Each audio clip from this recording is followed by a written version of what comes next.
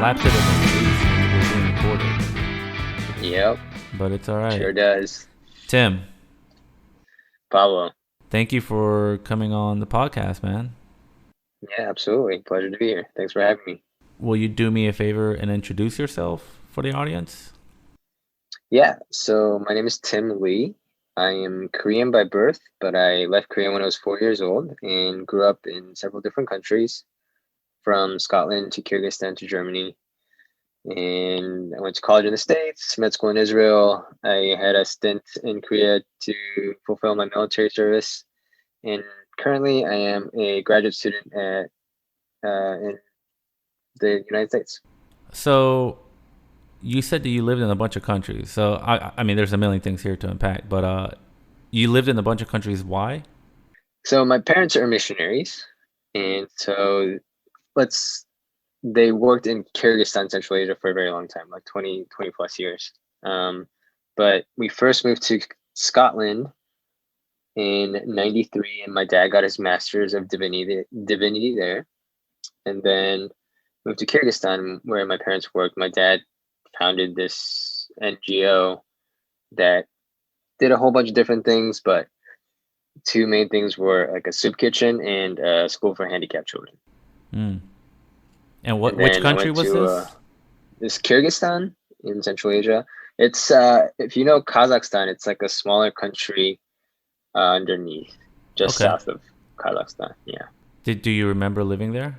yeah. It's a big chunk of my childhood actually. So I was there from when I was 6 to like 13, 14. Okay. So what is that, like elementary school and Yeah, beginning of like middle elementary and the school? beginning of, yeah, exactly. Yeah. See, is that, hold on. I know I'm kind of pushing us ahead of here, but is that how you met Emily? So yeah, I met Emily in high school. We both went to a missionary kids boarding school in Mm, Germany. okay. Oh, in Germany? Yeah, Okay. in the Black Forest. It was beautiful. My dorm was surrounded by cornfields and forests. Is that real? Yeah, for Like, real. what No was, joke. like, is there like a college just in the middle of a forest or something? No, it wasn't a college. It was just like a very small town called named Kandern. I think most Germans don't even know it. And our school, that's where our school was located. Oh, yeah. The high school. Hmm. That's wild. So, Yeah. I remember when I met you, you had mentioned that you were going through some troubles because I think you said it earlier about your military duty in Korea. Yeah. So And I guess for I context, guess in Korea everyone has to do at least a year of military service. yeah, so for context, all Korean male citizens are required to do 2 years of military service. Although that is now changed, it's less. I think it's like 18 months for the Army and then like 19 for Navy and like 21 for Air Force or something like that. Anyway, not quite 2 years. Um, but that's mandatory for all Korean male citizens. And so I was born in Korea and I have a Korean passport. And despite having moved around different countries, I was always under like a tourist visa or student visa. And so never got a green card. And so I was required to go back and fulfill my civic duty as a Korean male citizen. And you had never lived in Korea after you moved out? I visited over summers, like a month here and there, but not really. Okay. And like I don't really consider myself Korean. I'm Korean by birth. I have a Korean passport. I look Korean, but that's about it. I'm pretty westernized. I say I'm fake Korean. That's funny because literally my last guest we were kind of just talking about identity, when it comes to where you were born and Hmm. and how people look at it, right? Because she also left Mexico when she was about 5, I think, if I remember right. Hmm. But because her name is Mexican, she looks Mexican. Technically, she was born in Mexico. It's kind of like, well, she doesn't feel like she's Mexican, right? So she's always like Mexican American, Right. mostly American. Yeah. So you would say, yeah, I was born in Korea, but what would you say? I often just say I'm fake Korean. You just say fake Korean. So do you have a place that you would call home? I mean, I don't have like the traditional home that I go back to, right? People have their childhood homes where they grew up and stuff like that, but I just say home is where I am. Gotcha. Yeah, because Grew that's up like moving around, traveling. I'm pretty flexible and like very adaptable. So like you could drop me off pretty much anywhere, and I can make it home. Except maybe Korea. That's one place I really struggle making it home, which is do you ironic, speak but Korean? I do. I do. Okay. My parents were very adamant that I have a younger brother, and so they were very adamant that we learn Korean. Gotcha. No, that's funny. You're Korean, but that's probably the only place that you wouldn't call home.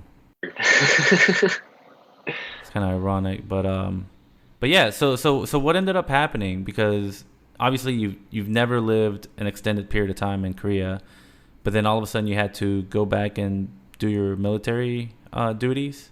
uh, so that was rough. I mean, so all Korean male citizens have to do it at 18, but you can postpone it for various reasons. One of them being education. So that's what I had been doing. And then when I graduated from medical school, the government was like, "Hey, you're getting too old. You have to come back and do your service. Like you can't postpone it anymore." So that's what I had to do. I didn't really have a choice because the way they keep track of people like me is through the passport, and I had to renew my passport, uh, not every year, but to had an excuse to. So, like for example, if I went to college, I could I could extend my passport until I graduated from college. Does that make sense? Okay. Passport was due to expire after medical school, and they wouldn't extend it anymore. Essentially, they wouldn't give me a new passport.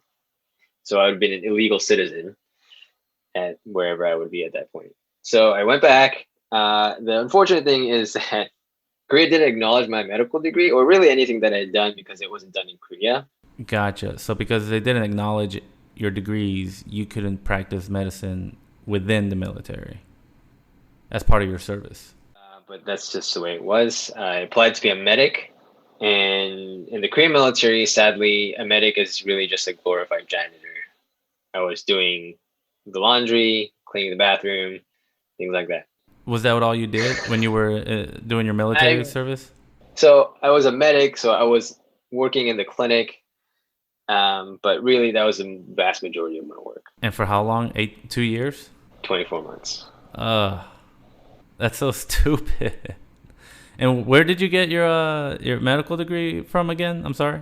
The Medical School for International Health, which is it's a quote unquote American program that focuses on global health. Gotcha. But was that done in the United States? The school itself is in Israel, Oh, and that's right. the Okay. curriculum is American. And so Right.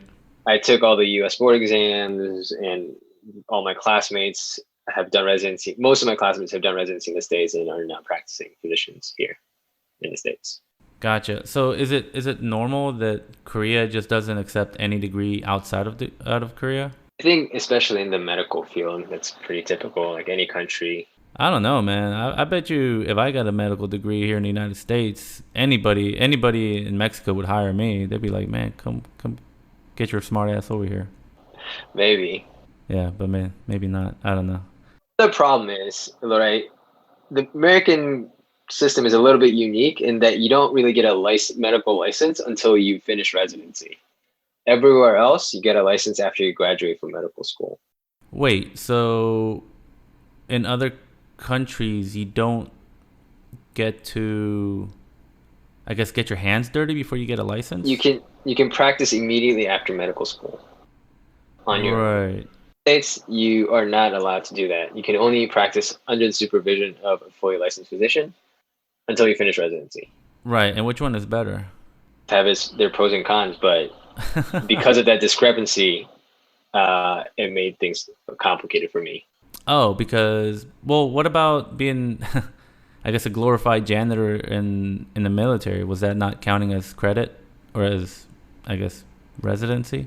No, I wasn't practicing any clinical medicine, so So then what happened? in 2 years I got discharged, and then I'm now trying to get my life back. So okay, well, you graduated and got your medical degree, but then you didn't get to do your residency. Is that correct?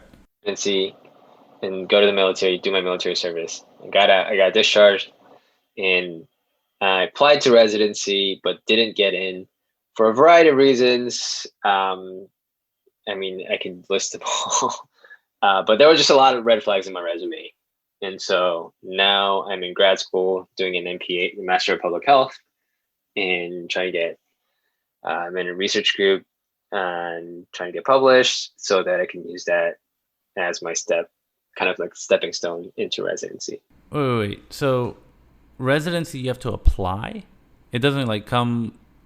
Okay. So obviously, I know nothing about the medical world, but I thought that you would graduate from somewhere and they kind of assign you a place to do your residency. Korea is definitely more like that. And if you graduate from medical school, the hospital that's affiliated with the school will essentially guarantee you a residency spot. Right. In the United States, that is not the case. There are hundreds every year, maybe thousands of medical school graduates who do not match. That's also including international medical graduates, not necessarily just US medical graduates, but there are some. So wait a minute. You're telling me that somebody could spend $100,000 plus 200,000, whatever it is, to go to medical school, and when they graduate, they're not guaranteed anything. The residency spots are not guaranteed. If you graduate from a US medical school, the odds are much higher that you do match and you get into residency, but it is not a guarantee. I know people who medical school graduates and did not match. So then what do they do? Sucks. So they do either research or something to fill the gap year and then apply again. So how many times did you try and apply for residency? I applied twice. Twice? Mm-hmm. And is it one of those is it like just any other job application? Can you apply to like a million spots at once? Yes. See, I don't know why in my head the medical world is just completely different from like us peasants. One non-medical world is definitely not quote unquote peasants, as you say. I think you are elevating the medical field a little too much. I don't know, man. But it is definitely a mysterious and crazy application process. So would you say that if you didn't have to go to Korea to fulfill your duty, do you feel like you would have gotten a residency? Not necessarily. So the complication I had was that I'm Korean and Korea wouldn't sponsor the visa that I needed to apply to residency. You can apply to residency with two visas, a J1 or a H1B. Okay. J1 is universally accepted by pretty much all residency programs that accept international medical graduates. But the stipulation is that after you finish residency, you go back to your home country and practice there. It's kind of like knowledge exchange, essentially. Okay. But Korea wouldn't sign off on it because I didn't have a Korean medical license. Right? If I can't practice in Korea, like why would they sign off on it? There's not even a program to like get you in there. And like they wouldn't let me sit for the Korean board exam so I can be licensed in Korea because I didn't have a license anywhere else.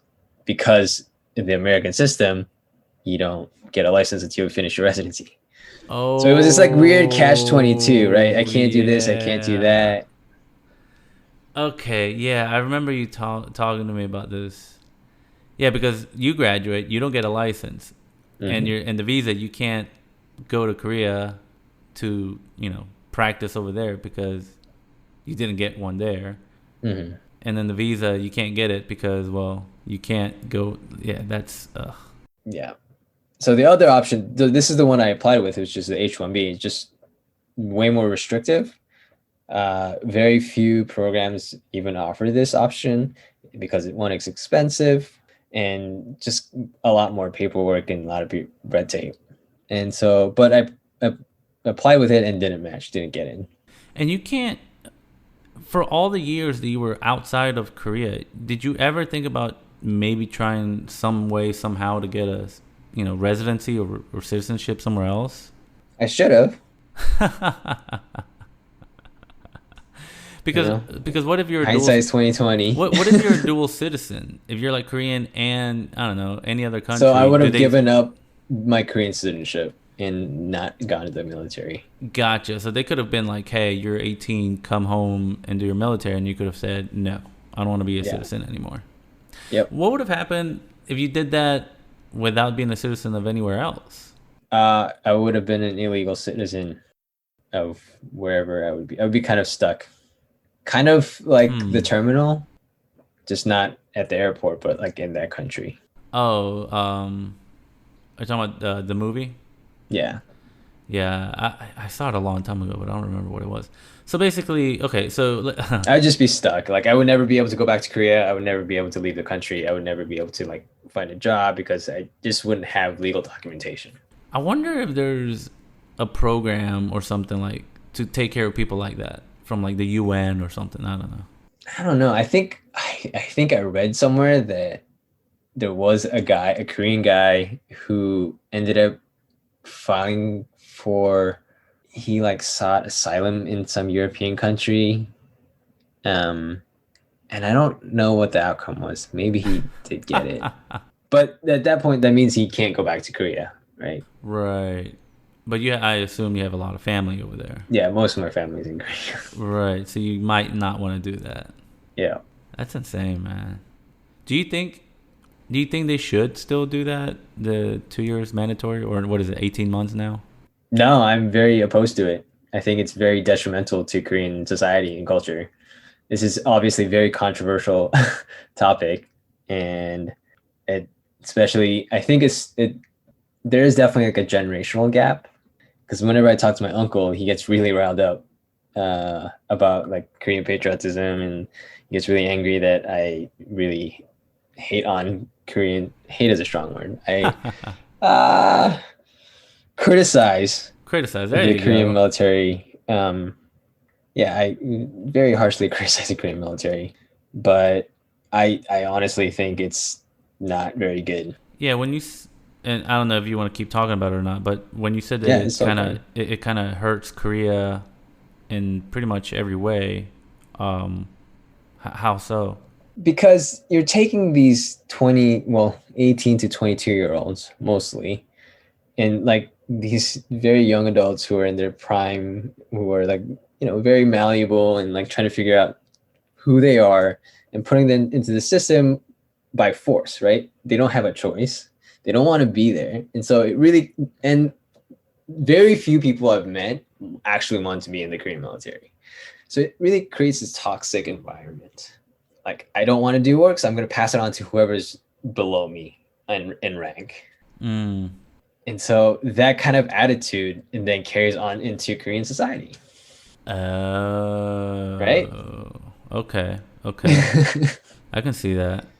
So it's basically just developing, excuse my language here, but just developing a lot of assholes. Yeah, and like really terrible culture. Yeah. Like But war cultures and but is all that. that It's just not very good. is that because there's too many people?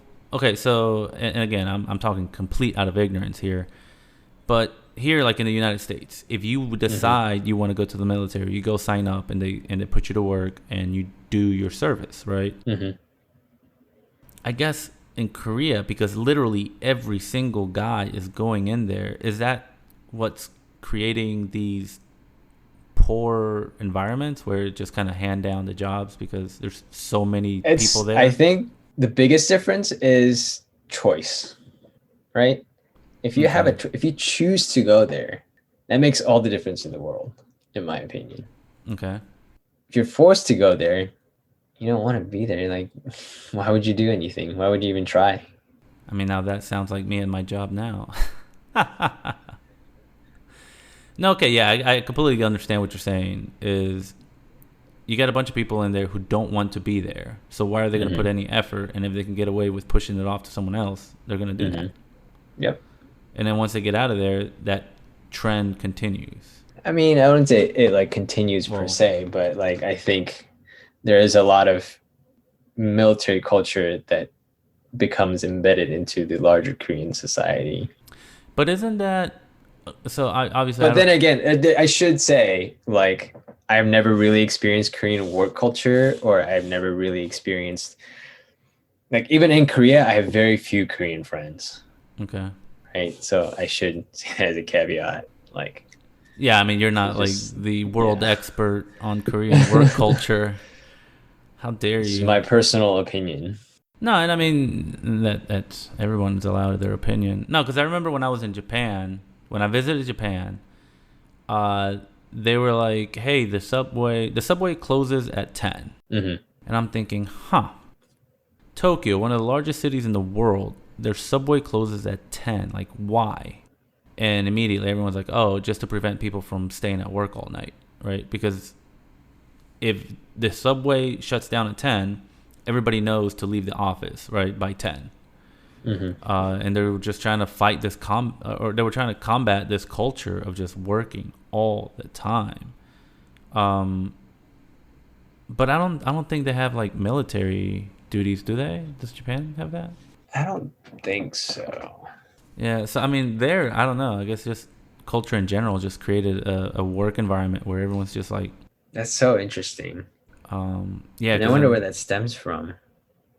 Yeah, so see, this is what I don't know, right? And when you were talking about, some of these habits or some of these trends kind of get instilled in the fiber of a workforce in Korea, at least you can kind of like point to it, right? And say, hey, maybe if we change these things, Mm-hmm. is literally the only reason that they have to do the military training because of North Korea. Yes. So Korea is still technically at war, Mm-hmm. Mm-hmm. right? Wait, So, Donald Trump didn't end that?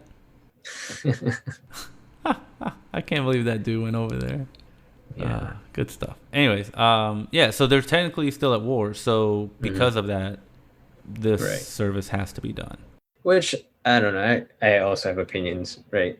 Modern warfare is not done by the number of the country soldiers. It's really just by a press of a button.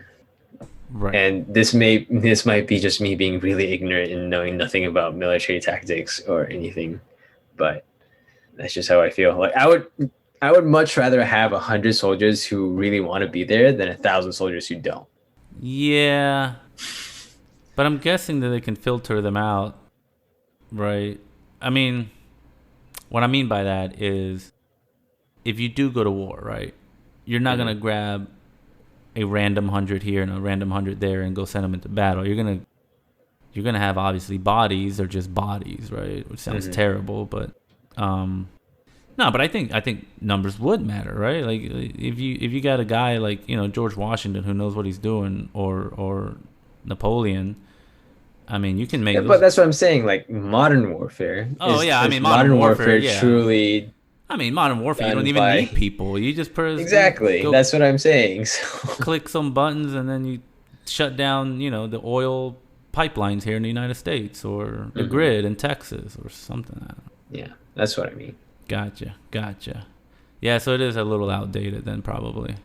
But they? It's a very sensitive topic in Korea, the military service, and especially for like politicians. Sometimes like. There are people who try to get out of it, and if a politician's kid tries to get out of it, it blows up in their faces. Oh well, I'm sure. Recently, I think some members of the BTS, they're getting too old as well. They're reaching that age, and they got like a 2-year exemption or like a extension. Extension, yeah. I was gonna ask you about that. Like, do you know anything about that? That's as far as I know. I don't really follow Korean news. That's insane. But because they are representing Korea to the world or whatever, blah blah blah. The other way out, I guess, worth mentioning is if you get a medal in the Olympics, you don't have to serve in the military. Or this is for Son Heung-min, the soccer player or the football player in Tottenham. He was exempt because he got the gold medal at the Asia Cup. So why didn't you do that? Why didn't you just pick up a sport and get a gold medal? Great question. I love sports. I'm very active. I like running around. Just never good at it. Not at that level. I mean, I assume anybody can just pick a sport and go get a gold medal, right? Yeah. You just got to train a little bit.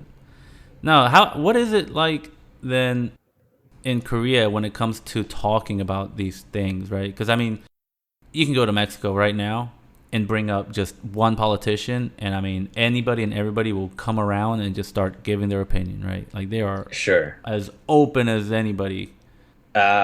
Great question. I don't know if I have the answer. Like I said, I'm fake Korean. Not And enough time over there. I don't really, yeah, I've never really engaged in politics or political discourse in Korea. So when you were there for doing your service, was that it? Like you didn't get to go out and socialize or do anything like that? It's just So as 100%. enlisted soldiers, we are bound within the boundary of the base unless we use our leave. So I think I had I can't remember. I want to say like 30 days of leave in the 2 years, and I could use those throughout the two, break it up and use it throughout the 2 years. 30 days in 2 years. I think so, maybe a little more. I can't remember. That just doesn't seem like a lot. It wasn't a lot. Did you stay in Korea, or are you allowed to leave the country during your? You are allowed to if you get permission. So because my parents were living in Malaysia at the time, Mm-hmm. I was able to go to Malaysia for like a Christmas break. Gotcha. So then, yeah, you didn't really do any heavy socializing in Korea at all. I mean, so I play Ultimate Frisbee, and I basically used my leaves around Frisbee tournaments in Korea. So I got my socializing in at least a little bit. That's really what kept me sane throughout those 2 years. So what happens if you go and like play Ultimate Frisbee and get a gold medal in Ultimate Frisbee while you're doing your service? Do you get out? I don't think they would recognize that. Ultimate Frisbee is, I think, only recently recognized by the Olympic Committee as an Olympic sport. So Korea definitely would, the government would never recognize that. Also, Korea is not that good. Yeah, but with you on the gold team, medal. you can get the gold medal. No. I'm a very average player. Nah, I wish I played Ultimate Frisbee. I think the last time I really played it was in high school. And I'm Still like, can. I'm Not like, too man, late. what is this sport? It's just like football, but with a frisbee. There are pickups around New York. Yeah, I actually did look into it, and there's one place in Brooklyn that I'm thinking about trying to hit up one day, but I've been a little busy, man. I don't know if I can add another hobby into my life right now. That's fair. So where are you located now? I'm in Baltimore. Oh, so you're not far. Yeah, pretty close, actually. 2 hours by train, I think. I was very shocked to find out. I don't know. I just thought New York was further, but it's like, I think 2 hours by train, which is crazy. No, yeah, it's not far at all. And what are you doing in Baltimore right now? I'm going to grad school. I'm doing my Master of Public Health. That's right. Okay. And so what's the game plan after that? Do research and get published and apply to residency. That's right. And that's going to be your ticket into residency. Hopefully. That's insane. Do you have to go, I don't know. Maybe I shouldn't say it, but do you have to do all that stuff just to get back to like where you were? Yeah, but I don't know. Life Life isn't always so smooth. Right. So Twists and turns. Are you the type of person that just kind of lets everything slide and just kind of move forward? I would like to say that I am, but Yeah. I was very angry and bitter about having to do the Korean military service. And honestly, I still am. This is me very toned down compared to a couple of years ago, or while I was in the military. But it's a learning process. I'm learning to let go. Yeah. No, that's insane, man. Like I think that's one of the things that I admire most about people. I've actually got a list of things that I admire about human beings, but one of them is just the ability to manage situations that are just completely out of your control, you know? Like stuff like that. Like it makes no sense for you to have to do that today, right? For many reasons, right? Not just because, okay, yeah, warfare has changed, but I mean, how many years did you live in Korea, right? Mm-hmm. It's not like they're sitting there giving you all these services or anything like that. I should note that there are no, unlike the U.S. military, there are practically no benefits to serving in the Korean military. I got paid about $100 a month. What? I had room and board, but essentially I got pocket change.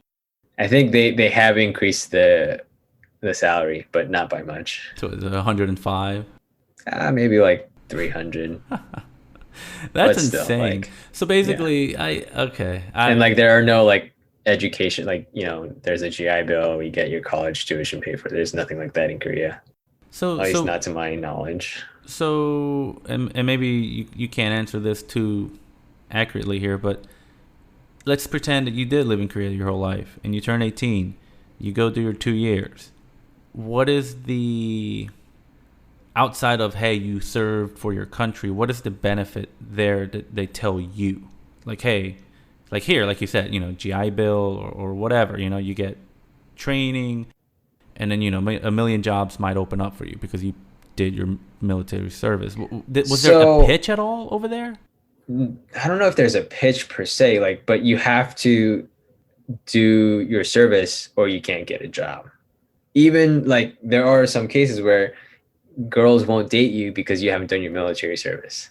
Damn. Although that's not always true. But there's a lot of social stigma to not doing your military service. Damn. So basically here they try to convince you that, hey, you're going to be a better person for it. Over there they're like, look, man, if you want to work or get laid, go do your service. Something like that. No, that's insane, man. That's insane. Just difference in perspective. Well, absolutely, right? Like from my perspective, I'm like, man, fuck that. But I'm sure there's like an old politician out there somewhere just like, yeah, you got to do it, you got to be ready. Which no. I'll stop here. I think I've said enough about the Korean military. No, you're good. No, it's just a fascinating thing that I think in Mexico they used to do it, because I think my dad said that he did it. He's like, yeah, everybody in Mexico has to do like a year or something like that. There are several countries that still do. Yeah, and I don't know. Like, I never really thought about whether it's good or bad until right now, just talking to you. Maybe it is bad overall. Maybe. I can't think of I think it also depends on a really strong pro to make forcing everybody to do it, right? I think it depends on your worldview and kind of the geopolitical situation the country's in. No, yeah. So I have a friend of mine, and he literally tells me all the time that, because we're millennials, and I don't know exactly how old you are, but he was talking about him and myself, and he was like, yeah, man, us millennials, we're all just pieces of shit, and we're just not ready for war. And I'm thinking like, that's a weird mindset to have, to always be ready for war. I don't know. Yeah, that is weird. And it's sad that that's the expectation. Right. Because why should there be war? Like, why do we always have to be ready for it? Like, that should be like something that's just beyond rare. Yeah. Especially at this level. Like, hey, we're planning to go land on the moon again. By the way, get ready for war. It's like, what? That doesn't make any sense. No, but yeah. I mean, for some, that is the reality, right? War happens and is happening right now around the world. Not necessarily in the United States or I guess Korea is still at war, but at war, quote unquote. Right. No, I know. Like, there's war zones everywhere. I mean, I used to date a girl a long time ago, and her cousin or something like that was one of those, and I know nothing about the military, so forgive me for maybe doing this all wrong, but he was like a Black SEAL and he would just disappear for like a couple of weeks and then come back, and all he could tell his wife was, oh yeah, somewhere in the continent of Africa. And basically what they were doing is just going in and helping whatever government or tribe or whatever the US is supporting go in, take out certain people, things, places, get out, and go home. And it's like, what the fuck? Yeah, that's pretty crazy.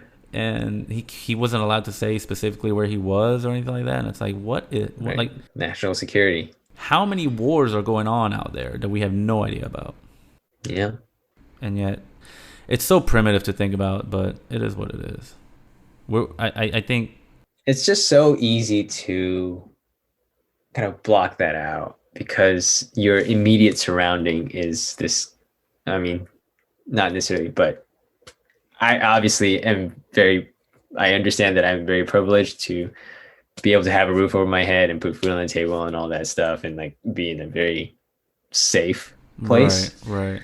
And so it's like so easy to kind of block everything out and just focus on my own surroundings. Because at the end of the day, I mean, the world does revolve around you.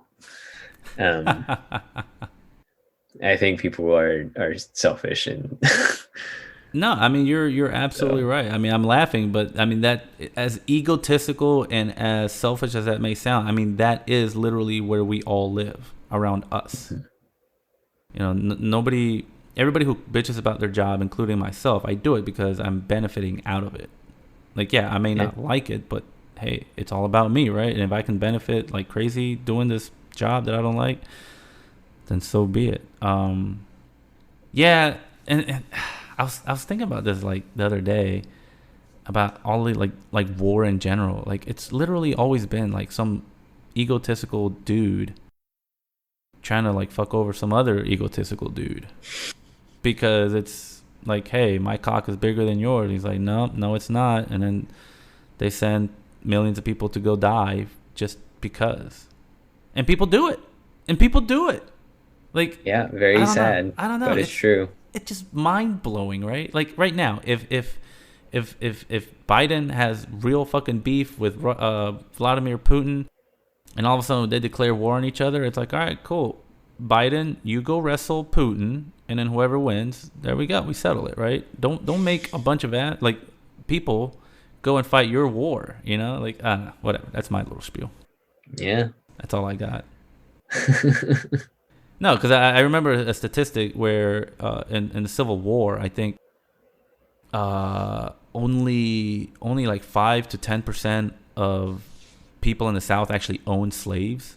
Like it's a very, very minute percentage of people that owned slaves in the South. And yet, most Americans in history have died in the Civil War?